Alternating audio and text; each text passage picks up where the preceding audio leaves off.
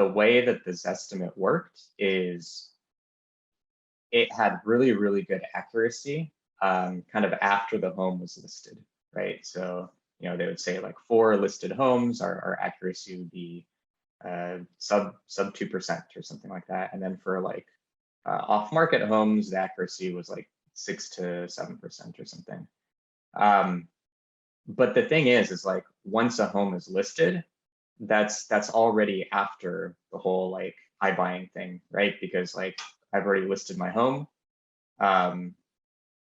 It's kind of a moot point there because you're already trying to sell directly to a buyer, right? The whole crux of iBuying is to acquire a home before it's actually been listed. So that's like the harder problem because you don't have like the current listed price to key off of.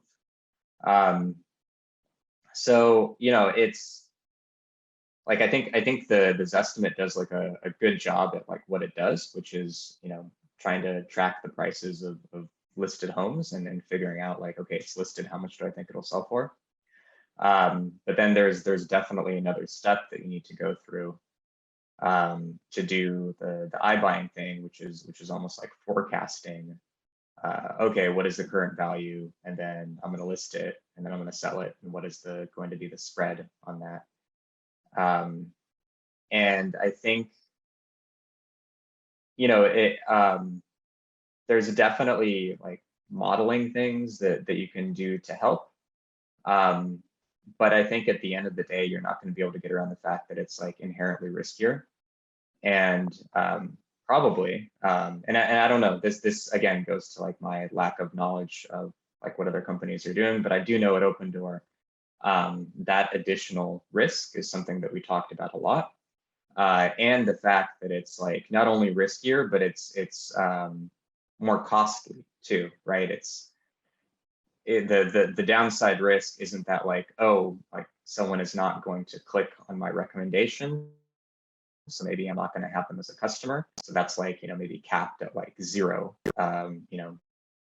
value. It's actually like can go like infinitely negative because, potentially we could offer like $1 million on a $200,000 home, and then we have to write it off. So it's, we're losing like 800K, right? This is now like a like machine learning motivated financial transaction that has like a lot of both like a lot of downside risk potentially.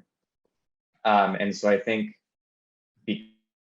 because of that, one of the things that we had always focused on a lot was not just the machine learning models, but also how to keep a human in that loop, both in terms of kind of the safeguards. So how do you use like experts in the real estate field to make sure that even like on a house by house basis, the machine learning models aren't doing something that's unexpected, but also like how to have that feedback loop, right? Because you really want the machine learning model to improve as it's getting kind of like these like corrective actions from experts in the field.